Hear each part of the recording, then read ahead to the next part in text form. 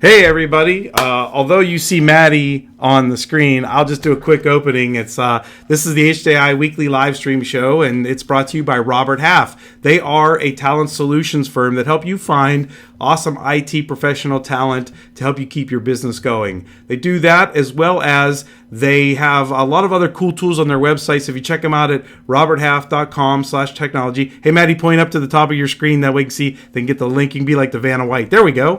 If you check them out there, you can find things on like career advice, salary guides, interviewing tips, a lot of cool stuff. All right, so without further ado, let's roll over to the show and bring Maddie and her guest on. There we go. And I didn't change your name, Maddie, so I got to do that too while you're talking, but take it away. That's okay. Thank you so much for Tom calling the audible here, helping me out. Russell, it is so nice to get to talk to you on the live stream. Apologies for all the craziness there for a second. It wouldn't be a technical conversation if there weren't problems, so it's all good. Awesome. Well, I have been running around the house trying to find internet because this conversation we had a quick little debrief before we were going live here on the stream. And I basically had to tell Russell, we can't talk anymore because this conversation is so good. We're going to waste all these little gems on the pre-show and not live. So before we get started, and normally I would have this awesome bio about you, but I only have one little tiny screen that I am staring at. So if you could tell us a little bit about who you are, what you do, we'll jump into it. Sure. So official titles, I am the Director of Web and Social Media Services for the BC Ministry of Transportation and Infrastructure. So I work for the entire province's transportation network. In Canada, I should also mention that as well. BC stands for British Columbia. As well as I spend a lot of time and effort and recognition in the world of engagement and relationship building. I have a podcast called Relationships at Work, which focuses very much on the employee leadership relationship in the workplace. And that's been going very successfully for a little while now. Awesome. So, employee experience, it's a big buzz, I would say buzzword these days. People are really hyper-focused on what is employee experience, how to build employee experience. So kind of what drew you from, you kind of have a similar background to me, thinking about customer experience and looking at things through the lens of we're doing all these things to make customers happy, but don't happy people make people happy? So how did you what's your why? How did you get into the employee experience and that is your focus? Absolutely. So my background, exactly, you nailed it. Customer service was always, for decades, has been really focused. I'm a lot older than I look. Has been really focused on the customer experience. But I go to these conferences and I'd speak at these events. And anytime I brought up the employee, you get this glazed look in your eye going, oh yeah, we should do something about those people too. And then I went and looked on Amazon for books on employees, or just Googled customer service. Hundreds of thousands employees, like hundreds. It's always this amazing thing that people don't seem to realize, that they work with human beings. And I'm a big fan of people not treating people like shit. And that's what influenced my customer service love. And now I've just really pivoted to employee experience and relationships. And truthfully, it's not much different. It's just treating people well. Totally. I'm right there with you. And I think, I've harped on this for a long, the culture of any organization that you join is so important because, if you're not going to be happy, 8 to 12 hours a day you're at the office, then it's going to trickle down, right? You're going to feel that. So for leaders who are trying to focus on their culture, their internal culture, and trying to make happy people, what are some of the things that they can do, that they can start to look at to figure out if they have a good employee experience or not?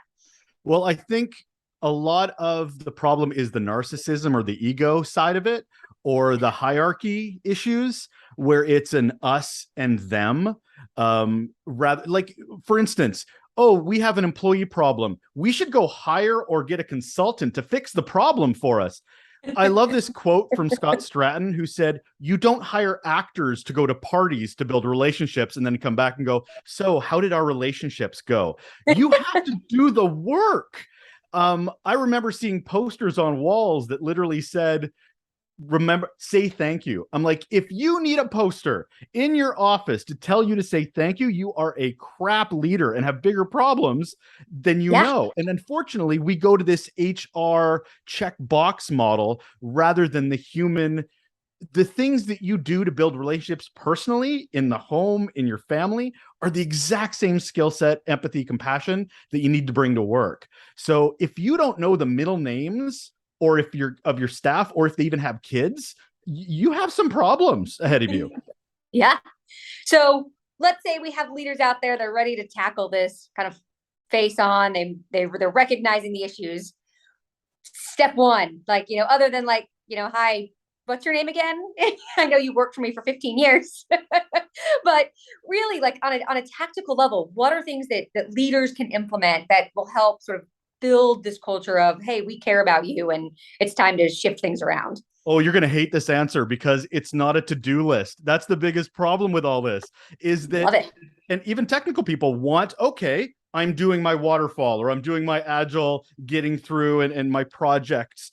This is a mindset problem, not a checked list problem, because that's a big thing is people want to know, okay, if I do these 3 things, my culture's better. No, if you're not the kind of person that even knows how to do those things naturally, that's the bigger problem. It's the empathy and the emotion and you as a human being, not, okay, my to-do list is done, I'm a good human now, right? That's not the way this goes. I think if there's anything I would say to start with is start talking less and listening more. I think if that's of anything, and also understanding what psychological safety actually means, because things like open door policy, the door is the least important thing in that sentence. It's psychological. It's who are you hearing from the same people over and over again? Why are you not talking to that other person that you've never heard from in 3 months or never talks to in meetings?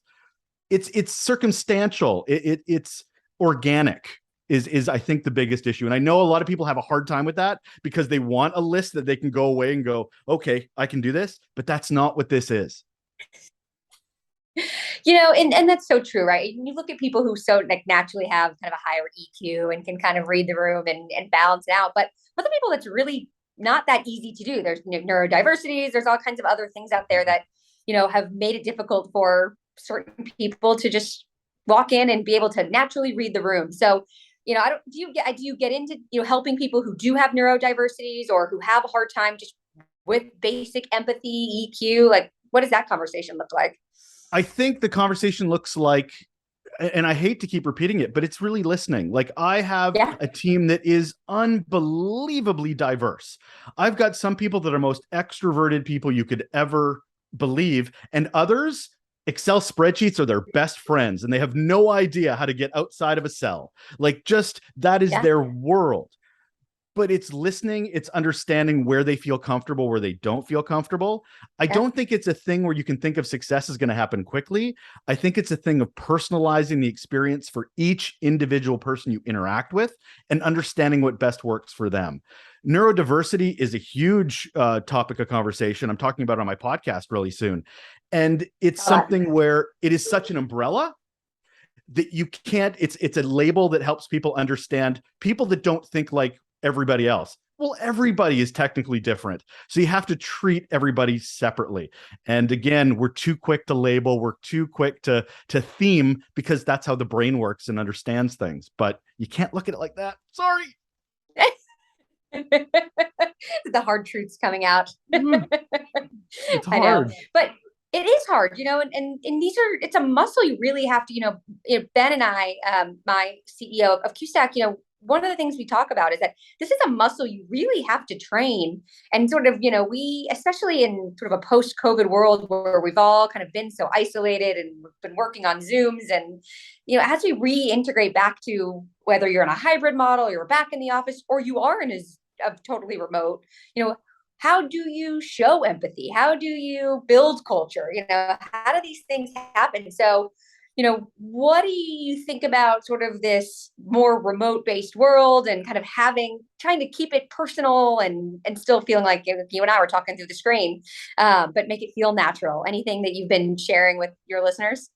I think it's very much about keeping it comfortable. I think it's about my favorite two things in the world, and I believe, and I continue to believe, they're the biggest superpowers you can ever invest your time in, which is self-awareness and situational awareness. If you take anything away from the words that are coming out of these lips, take those away. It is very much important to understand you, but also understand every situation is different. I'm going to steal another one from Scott in that you don't know what it's like to work for you. You don't. So it's important to sort of listen. And I keep saying that. I know it's a buzzword, right? If you're in a virtual situation, kind of treat it like they're sitting on the other side from you. I'm an old radio guy, and we were taught that you're not talking to a radio in a microphone or talking to thousands of people. You're talking to one person, and you have to treat it like that. Even if they're 1,000 miles away, you have to treat them like they're right there in front of you. And it makes it a lot easier when you don't think that it's a faceless conversation. Even if their camera's off, you have to treat it, because that's different for a lot of people. A lot of people feel a lot more comfortable not feeling like the camera's in their face. So again, personalization, individuals. So I don't see, for me and for those that I work with, I don't see the virtual world being really any different than the in-person. There's just different energy, and it's just trial and error as we get through this and learn what works for individuals.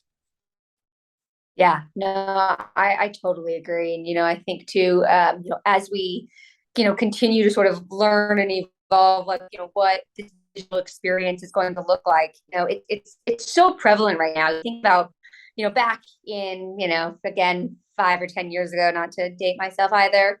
But when I was first looking for a job, it was like, who's got the ping pong tables? Who's got the kegger? Like, that was the culture. That's like, it wasn't necessarily about any type of interpersonal relationships. It's what cool stuff do you have? And now that I'm, looking for more remote work and looking for the right fit, it's more I'm interviewing the place that I'm going to work just as much as they're interviewing me, because I worked for a variety of different cultures, and now I know what best fits my personality and where I'm going to, fit in the most. So we'll wrap up there as the employee, right? The person looking for that right fit for them. What are things that you should be on the lookout for when you go through the interview process about, hey, maybe this isn't the right spot for me, or I feel very at home here, and this could eventually be this could be a family to me? Sure. I would check their online presence a lot. What are they putting out into the world? What are they proud of? Who is the face of the organization? How are they allowed to show up? Because if you just have a CEO that's doing messaging that went through 7 layers of approval, that's not a human being. That's a person afraid of change, of things they can't control. So what kind of person will that be as a boss that you have to answer to? And what kind of culture are they perpetuating? So it's really understanding what their websites, like, it's a good first step is just to even look like what they're putting out on social or their digital presence. How good is their customer service? How do they show up in the world? And understand, as we talked at the beginning, organizations seem to give a bigger crap about their customers than they do about their employees. So if they're treating their customers like shit, imagine what their employees are going through. So these are things to think about. And also, and I think you nailed it, when you go into a job interview, ask them hard questions. You have to want to work there, or you're giving up a big chunk of your life. And a lot of organizations are not prepared for newer generations. I mean, I'm Gen X, but I'm learning, where they're challenging the status quo, and they won't put up with this. And organizations have to get out of the "you're lucky to have a job" mentality, because that ended in the 50s and the 70s. Yeah, that totally hear you. And that's a sort of great ending statement there. So for those who want to learn more about you, you have an awesome blog that I've been reading through. The podcast is amazing, but since I don't get to show my awesome screen that had all these really cool QR codes, Tom, rubbing elbows at you that you can't put those up. But tell us where people can find you, how they can listen to you, because everything you put out there has been, I've been just consuming it left and right. Don't make me fall in love with you, Maddie. Well, my URL is relationshipsatwork.ca. I'm Canadian, but you can also find me on Twitter at Russ LOL. A lot of pressure to be funny with that, as LOL is my last name, but I doth try. That's probably the best two. Relationships at Work also has an Instagram account, but find me there. Yeah. Awesome. Well, I highly recommend you consume as much of Russel's work as you can find out there. It is really interesting. And again, this is such a top of mind, topic that people are really looking at and looking at through a magnifying glass. And again, from the workforce point of view, this is what people want. They want to feel, that they're being heard, that they're being appreciated, and that they're feeling valued. And I always, again, I will end with how I started this: happy people make happy people. So if you want happy customers, you got to have happy people. Anyways, thank you guys so much for your patience with my technical difficulties that I had today. I apologize. Next week, I will get on the phone with Spectrum and make sure we're in better standing room. If Spectrum is listening, fix your internet. Tom, thank you for doing that quick little audible for me. And we will see you guys next week. Thank you so much.